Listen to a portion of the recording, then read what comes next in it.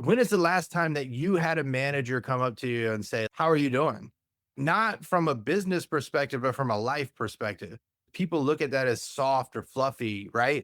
If you want to motivate somebody, you need to know the person. It can't just be the person in the position. It has to be the person and the position and beyond. It's so simple, but it's so hard. Welcome to Manager, the podcast built on the idea that managers learn best from other managers. I'm Kamaria Scott, creator of Manager Momentum and your host. In each episode, I chat with people leaders about what it's really like to support teams, achieve results, and grow in an increasingly complex role. This is your place to hear how managers handle challenges and what's actually working for them in the real world. Hello, friends, and welcome to another episode of Manager to Manager. When we talk about managers, we always have this idea of someone sitting in corporate America in a desk somewhere in their office with a team they've led for a long time.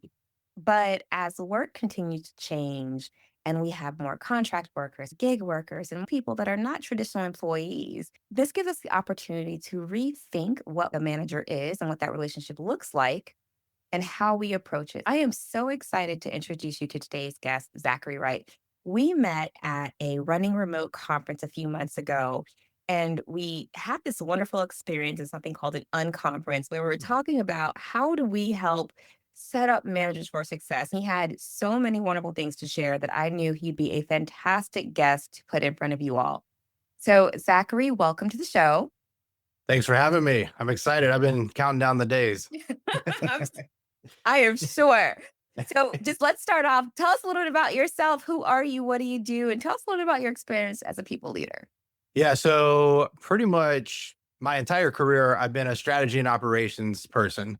I started off in the staffing world, got promoted to team lead, left that due to a micromanager, which is fun to talk about sometimes, and then did business process analysis as a management consultant. And then from there, I went into a startup world. And so that was like my first entrance into tech and startup, still in operations and strategy.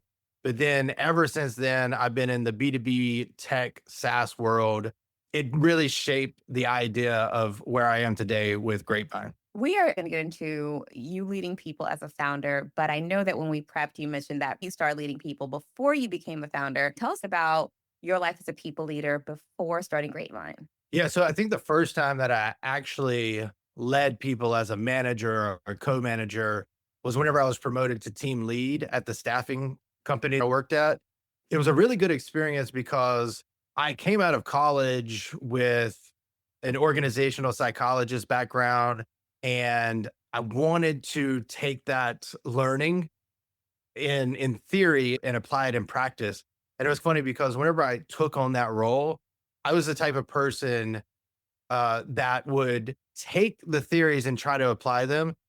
And what that really meant was let's take the good parts and then bring them to the people instead of just focusing on like the management aspect. But my managers didn't like that approach. And so what that really meant is treat people like people. Yeah. I worked for a micromanager. So you can imagine those two things didn't really work together. And that was part of the reason why I left that position. But even before then, they kept trying to target me. They gave me 5 people to manage directly. This is where I said to myself, maybe I could be a leader. Maybe I could be a manager. They gave me the 5 underperformers. By the time I left that company, they were 4 performing recruiters and 1 was a top performer. It just proved that if you treat people like people, Yes. then you understand who they are beyond the position. I should have known that you were probably a fellow org psych person. I'm an IO psychologist. And when we talked, I can tell why we vibe now because we both have a similar perspective of how Yeah. to approach leadership. So I love that. So it's crazy. So I love how you took performers who were struggling, used your own approach of treating them like humans, and got them to turn around their performance. So can you tell the listeners a little bit more, like how did you do that? What steps did you take that maybe if they have an underperformer that they're worried about, they can follow? Yeah. So I love to tell this story because this person is actually very successful right now. It was the one that was probably the most underperforming. I had one-on-ones with the 5 people they gave me, the lower performers. And what I did differently in the one-on-ones was it wasn't just focus on the objectives that we had at hand. Like we had weekly goals that we had to hit. So submissions, like candidate, we would find candidates, we had to submit them. There was a certain number of calls. It was like a call center, so to speak. And so what I did in our one-on-ones is I would ask them, what do you want out of this position? Maybe this isn't the job you want forever, but what can you do now to build the skills you to get to where you want to go? So this one individual that I'm specifically talking about, I was like, why are you here? And not in the why are you here, but like why are you here? What drove you to take this job?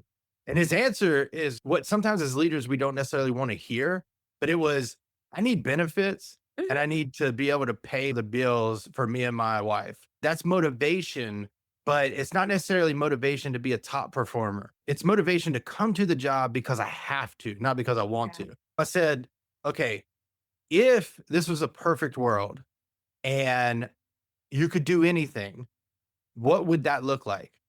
And he said, I would own a gym and it would become successful. I was like, okay, let's take that and look at what are the types of skills that you're learning here that will be applied to running your own gym. I said sales. Like you have to know sales to be able to run your own gym. You're going to have to be a personal person. That was one conversation. And then we continued to build on that conversation each one-on-one. But whenever he was able to say, okay, this job might be for the bills, it might be to help with my wife, it might be for the benefits, but it's a connector to the end Mhm. game. He became a top performer, but they ended up letting him go, which I still don't understand. But now, today, he is a gym owner in Charlotte, North Carolina. And guess what? He's working like one of the people that he trains is the rapper DaBaby. Oh, He wow. trains the baby and Carolina Panthers people. This is the same person that was told that you're an underperformer. Yeah. And it wasn't the job, it was the mindset that he had connected to the job. There's Yeah. so much in there that I want to applaud because I think if we stopped the episode right this minute, you would have exemplified the power of an amazing people leader and a manager. Because when I think about what the role is and what we do for people, we do help connect their today and their tomorrow. Mhm, And I think it's one of the reasons why I'm so passionate about managers because I think about the potential that we see in people. Part of the role is seeing potential. I think a lot of times when we mhm. think about performance and what you described for me almost started off sounding like traditional performance management, right? Yeah. The organization approaches it as get the work done. What are you doing? Are you hitting your numbers? We forget that people come to our jobs not because their whole purpose in life is for the organization to be successful. Mhm. There's also something that they want for themselves. And I quite often talk about Blessing White had a model of employee engagement they called Model X. And they talked about like how important it is to be in the center of the X. And so basically you could have high performing employees that were unhappy because Mm, their needs and their work satisfaction was not being taken into consideration. You would have happy employees who weren't producing. No one wants that. Right? But on the org side, you could be knocking it out of the box, but you're burning out your employees. mhm. Or you can have employees that love what they're doing, but you're not successful. The center of that is where the individual's needs and goals align to what the business needs to have happen. That alignment is where the magic happens. Yep. And it's not necessarily, I come here so y'all can be successful, right? People, we have to acknowledge that people want something for themselves. And so I love in your story that you're able to connect the person's today and the skills that they have today into what their dreams and goals are. Mhm. And that makes it a win-win scenario. And I think that for me is the power of an excellent people leader is somebody who can find the win-win scenario for people and make sure that they can show that I care about you and what you want as much as I care about the company and what they need. Yeah, and the only way to do that as a leader is to actually care. I think I said that on conference, and I wasn't joking, but everybody laughed. The bar is so low for managers today. because all you have to do is care and you're already better than 90% of managers out there. That's not a real stat. I made that up, but just for people listening. But it's so true. When is the last time that you had a manager come up to you and say, "How are you doing?" Not from a business perspective, but from a life perspective. People look at that as soft or fluffy, right? If you want to motivate somebody, you need to know the person. It can't just be the person in the position. It has to be the person and the position and beyond. It's so simple, but it's so hard. You can't influence what you don't understand. Yeah. And if you know that as a principle, it's true of so many situations, but it's especially true of leading people. You can't influence what you don't understand. And so Yeah. if I don't know your motivators, values, dreams, goals, and aspirations, then I don't know how to arrange and orchestrate the work to make it worthwhile to you. I don't know how to help align what you're doing today with what you want to do for yourself tomorrow. Yeah, people do sometimes talk about it as if it's fluffy or if it's a nice to have. And it's so funny because we're going to talk about you leading a team Yeah. of contractors and what it's like as a founder. But I found myself this morning on a call with a contractor that I had hired to help me with a particular project. They're in a different part of the world. And so we've been communicating via chat messages. Yeah. And then for some reason this morning we hopped on a call together. He told me about where he lived. He pulled up a map so I could see where he was in the world and the distance from where he is and where his job is. He told me about a celebration that was happening in his area. He asked me about not just the thing he's building for me, but what I do for a living. That mutual curiosity even made me think about, how is this project worthwhile to him? Yeah. It's not just do the thing for me, but what is this for him? And Yeah. if that interest came from that conversation, I think we missed the opportunity to just look beyond the work and recognize the person behind the work and what it means for them. Yeah, and there's so many things that you can learn from that because motivation is a key thing there. Not everybody is motivated by money. Sometimes people are motivated by praise. So whenever companies look at somebody and they say, What's wrong with this employee? Like, we've already given them a raise. Why are they not happy? When's the last time you actually recognize them for the work that they did?" It's so simple, but it's difficult because sometimes we get so focused on that, okay, we got to meet this number, we got to help the client, and boom, boom, boom. Steve Jobs had one person who was a decision maker at each department level. And he would meet for 3 hours every single week to meet with those people. If Steve Jobs, who was running Apple at the time, he can take 3 hours to connect with those people. And it wasn't just necessarily about the numbers. That's super important, but he actually knew these people. If he can do that, then you can make time for it in your startup or your company, especially if you're complaining about retention or turnover. Maybe look at yourself first. The other part that knowing your employee can help with is, it's a top, let's say that's a top performer. That performance starts to go down and you automatically assume, oh, they're looking for another position. They're not happy here anymore. But if you actually knew that person, you could realize, oh, they are going through a divorce or they're taking care of their parent that just went into hospice. Maybe they got in a car crash, but they didn't tell you. Like, there's so many things that are outside of people's work that can affect their work. And so, if the more that you know about the person and you build this relationship, then the more likely they are to tell you the reason. Instead of laying that person off or terminating that person, you say, okay, hey, look, take 2 weeks to, like, just for yourself, figure all this stuff out. I'll be here. We're Yeah. not just like pushing you to the curb. Take those 2 weeks, get everything fixed and or try to, Mhm. and then come back when you're ready to work and we can do this. And, like, that's 2 weeks compared to actually terminating someone. And now you don't have to spend those dollars on onboarding, training, and recruiting. And then Yeah. the person becomes a top performer again. It's not them as a whole. The more that you know your people, the more that you can manage your people. I think it's so important to clearly say here, knowing your people does not mean running a ton of assessments, right? No, that's not what it means. It does Right. not mean having AI transcribe your conversations and then give you, because I think sometimes we forget that knowing your people means genuine relationship building Yeah. to the point that people feel comfortable telling you, I'm going through a divorce. Yeah. Something happened. I remember taking over a team having someone join my team. And same thing, right? Started seeing some performance issues. When I first met her, something had been shared with me, and I said, okay, I tucked it in the back of my mind. When I saw some performance issues, I came back and she and I talked about it. I said to her, you need some time off. You need to go figure out some things. I'm going to cover for you so that you can do X, Y, and Z. And then she did that, right? She came back, she thanked me. And when I asked her, I said, remember we first talked? And I was like, I asked you X, Y, and Z. And she's like, yeah, but I didn't know you. I didn't know you. And I was embarrassed to tell you this. It made me reflect. To her, I'm a complete stranger. No relationship building had been done. And I was asking her something that was personal about her.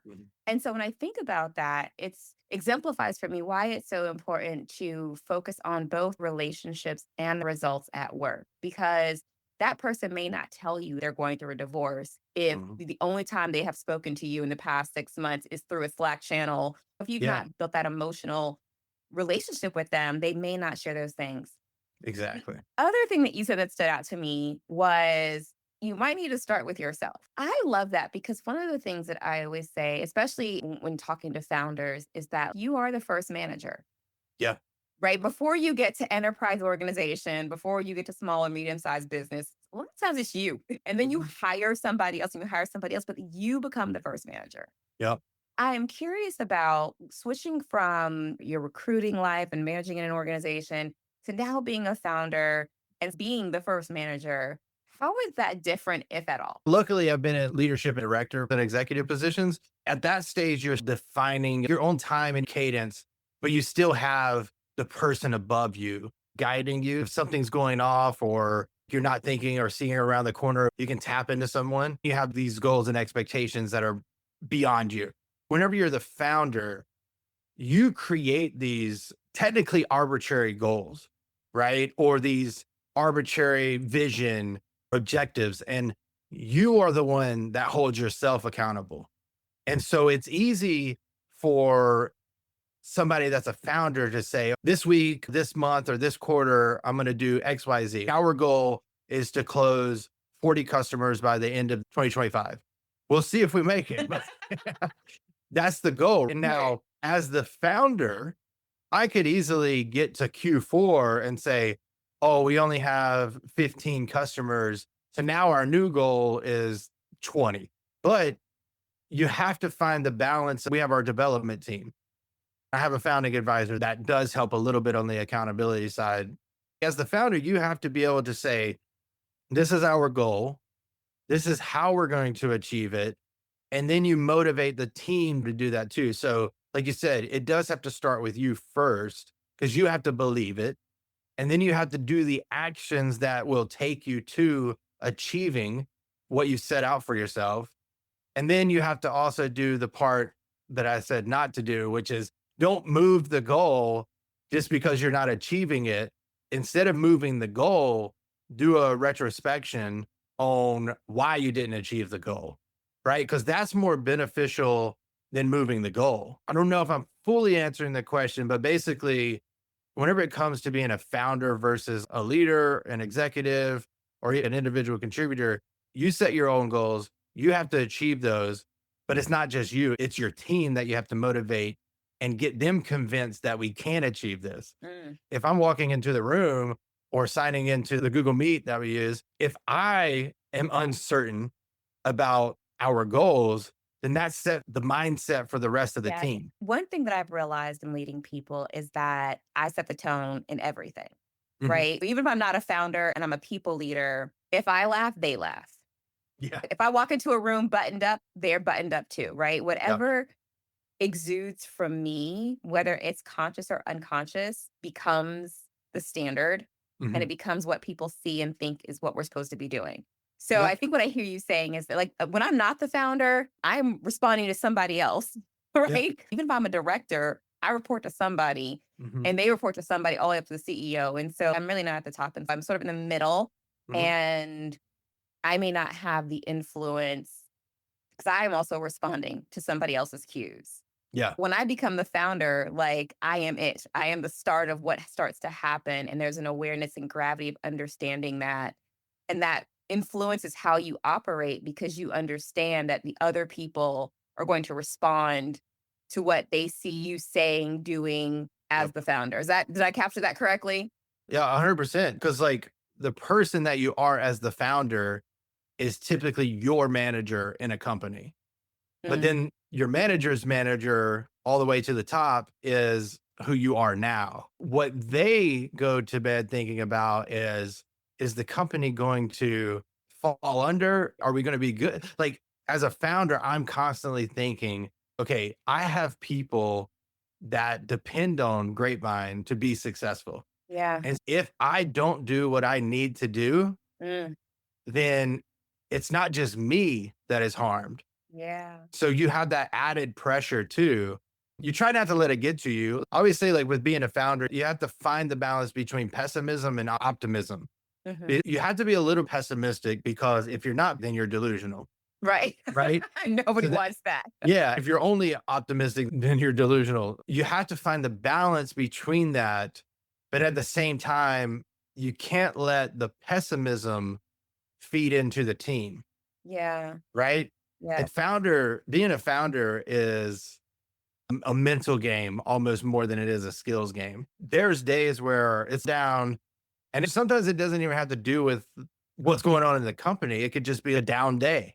But I can't let the team experience that. They might take that as a misrepresentation of the company. It could just be that I had a bad demo Yes. call. Yes. So now I just got to suck it up and move on to the next one because there's going to be more, you Yeah. know? I think it's the awareness of the tone that you set. The other thing that I hear in that I think worth, emphasizing is that a lot of times when you're leading a team, you are privy to information, circumstances that the team is not privy to. Yeah. Right. And that's whether you're a founder or not. And you have to almost be a filter. Mhm. Like you said, they don't get pessimistic because if I'm internally and my manager's having a bad day or they're pessimistic, I'm like, meh, right? Because we're one of many. Yeah, But yeah. when you're a founder, you're automatically in a smaller environment and you are the one that has the most weight that people are Mhm. going to pay attention to. So there's an awareness of the gravity of how you show up to other people. Whether it means something to you internally or not, it's like founder. And there's Yeah. so many people I talk to that absolutely like the founders' personal values, the founders' personalities, that becomes culture. Yeah. So if you always walk in negative, even though that pessimism could Mhm. come from the realities of trying to grow a company and make it be successful to take care of the people who work for it, Mhm. that could be rude if it's all Yeah. they see all the time. So we have to just be aware of that. Yeah. Yeah. I mean, another example, not from a founder perspective, but as someone on the leadership team at the last company I was working at, we were acquired by a different company. I knew that two of our people were going to get let go in the merger, and then two were going to stay. But legally, we couldn't tell them. What I decided to do was I would say, like, I can't tell anybody anything legally, but what I will say is that I think it's always good to always be looking for another job. Yes. If you can guide people in the right direction, do it. And this is for a layoff, so to speak, but even in general, if you notice that this job isn't the right fit for them, don't just treat them terrible and hope that they leave, because I've seen managers do that. Hmm. Instead, go up to them and tell them the truth. Because what you're doing whenever you don't tell people the truth is you're actually making yourself feel good.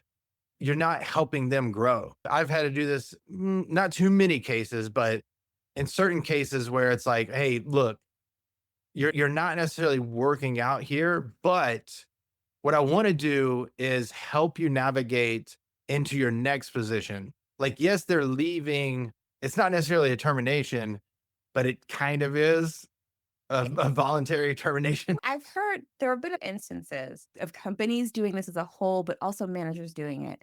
I remember working for an organization that was basically like at the end of 90 days, we have a conversation to say, you still want to work here?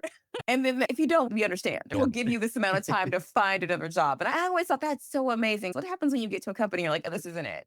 But Yeah. also, what you said really brings me back to where we started the conversation of thinking about what's best for the company and what's best for the employee. Because having that honest conversation where we say, listen, this isn't it. And that's okay. I remember early in my career, I worked for an energy company. I was there for Mhm. 6 months. I moved down from where I'm from in Jacksonville to Tampa, and I moved down there with my son, who was an infant, 6 months old at the time. In the role, I had to travel. So I'd have to drive back from Tampa to Jacksonville to drop him off to my parents so I could go travel because we were based out of another state. And I remember getting to the end of 6 months and being like, this is not sustainable. This is not a thing. I remember Yeah. talking to my manager and saying, listen, I can't do this anymore. She said to me, when you think of people and organizations and roles, there's good fit, bad fit, and misfit. Mhm. Good fit Yeah. is we hire you, you love us, we love you, it works out perfectly. Mhm. Bad fit is one of us is underperforming. We're Mm. underperforming for you as an organization, or you're underperforming for us as an employee. Mm. It's not working out. Misfit is that there's nothing wrong with you and there's nothing wrong with us. This just isn't the right thing. Yeah. And that awareness has helped me as a people leader so many times in conversations of saying to people, there's something wrong with us, but I'm wondering if it's probably not the right fit for you. Yeah. And opening up that conversation, you'd be surprised by the number of people that said, you know what, I think you're right. And that doesn't mean as your manager, I'm getting ready to terminate you. Uh, It just means that it's okay if you need to find something else. And that could be another role internally. It right. means it might be another role internally. But at the end of the day, I'm wondering, is this best for both of us? And I think, again, going back to the magic of a really good people leader, somebody who can look at the employee and the organization and say, is this really Mhm. working out for both of us? Is this a win for us? And if not, how do we fix this? I experienced that on the opposite end where, because I mentioned that I had a micromanager and he was really a bully boss. Term. So with this situation, the reason I say it's the opposite is instead of coming and talking to me, it was almost like in a bad relationship where both people know that they shouldn't be together and they're kind of like picking fights or one cheats on the other. They were constantly targeting, you're not leaving voicemails, that much micromanagement. Oh my. And then they even said that I lied about submitting a candidate, even though I had proof and emails and all that. And the point of saying this is like, there's that way that you talked about, which is the right way. Right. And then there's the complete opposite, which is the wrong way. Our goal as people should be trying to have more leaders do what you talked about versus what I experienced. That's what led me into this life's work of trying to make work better for everyone. Once you experience bad management, it almost affects every single thing. Like it Yeah. could be for a good thing, it could be for a bad thing. So like if an employee experienced a bad manager, they could always look at management as the problem, right? If they Yeah. experience a good leader, they could actually want to become leaders. We have to think about that type of stuff too. Is who are we promoting? Are they the right people to be leaders? Are we helping them become leaders? Because a lot of times the example that a lot of people give is the top performer is the top performer. So then they ultimately are going to become a manager, but they're a top performer for a reason and not a management material. Mhm. And so the whole point of that piece is if we truly want to impact the working world in the positive, we have to focus more on developing leaders to become leaders that we've been talking about. All right. We can't just say, okay, this is the top performer. They're going to be a manager. Now we want them to create other people like them.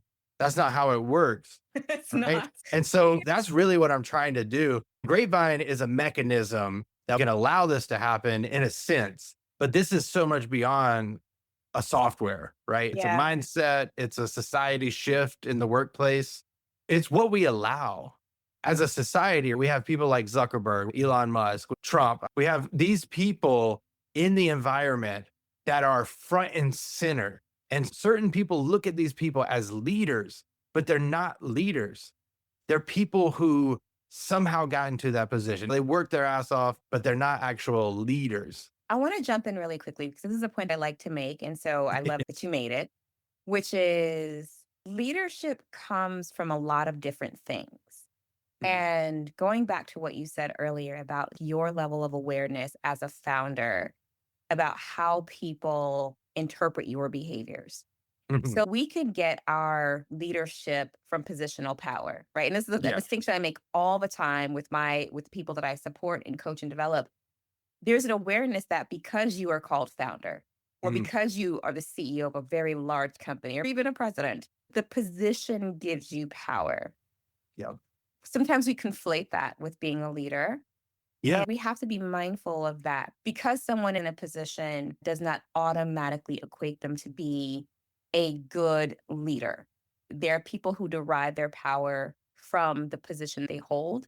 And as leaders, we always have to be aware that if I walk into a room with my team, automatically I have more power than them, Mhm. which means I have more influence than them. Yeah. But I have to be respectful of that, right? I have to be respectful of the fact that I have that much influence and power over people. So I Mhm. love that you made that distinction because I think it's really important for people to understand that when we say leader, and I always use manager because manager is a position. It is a Yeah. position that positions your box against somebody else's box, which Mhm. means you automatically have more sort of power and influence than maybe one of your direct reports. And you need Yeah. to be mindful and respectful of that. So I love that you brought that out.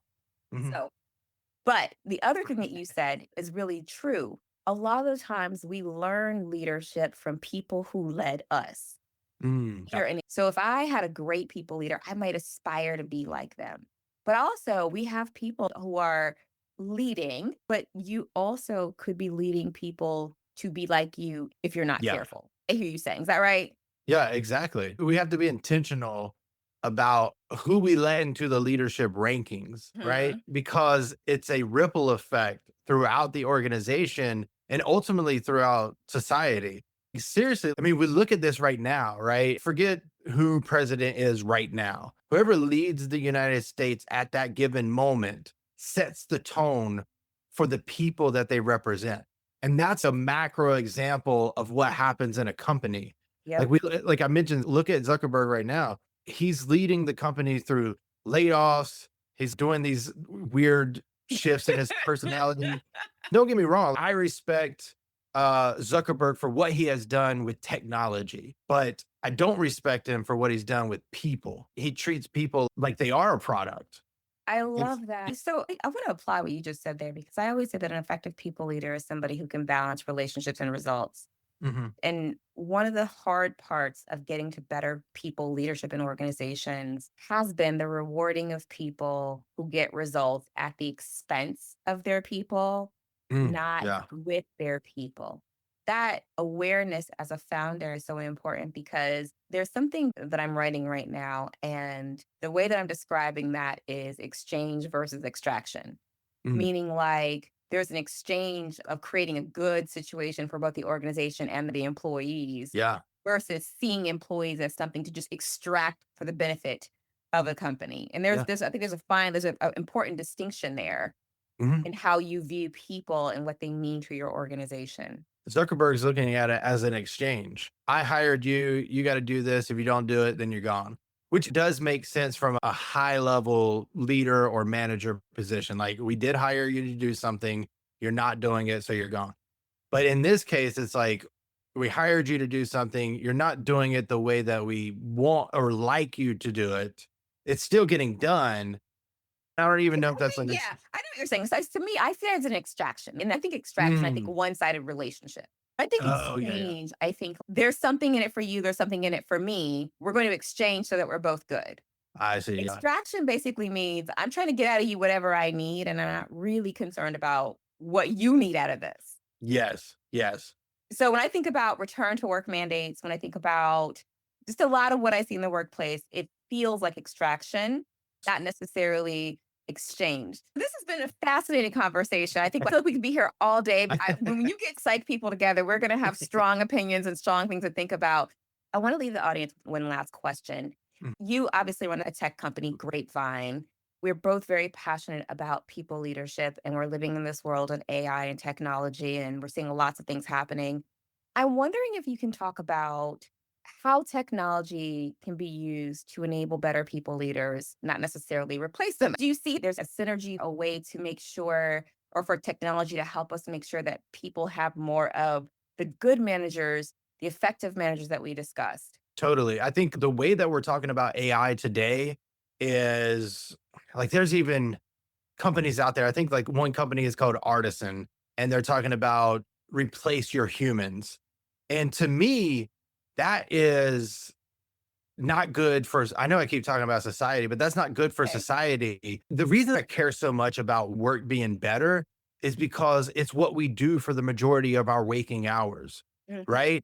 And so like I actually think that and I know that this is a little bit far stretched because it's hard to make this an actual right, but I do think that it could be a human right to at least have a position where you're not treated poorly, right? Yeah. And so whenever we think about that, the underlining of that artisan part or their marketing is really saying, I want to be able to take what we get from humans and push them even further and treat them like crap. Like, Abstraction, exactly. right? And so that's how not to do it. But I do think that AI can benefit us in how we manage and lead our teams, how we interact with our people in real time.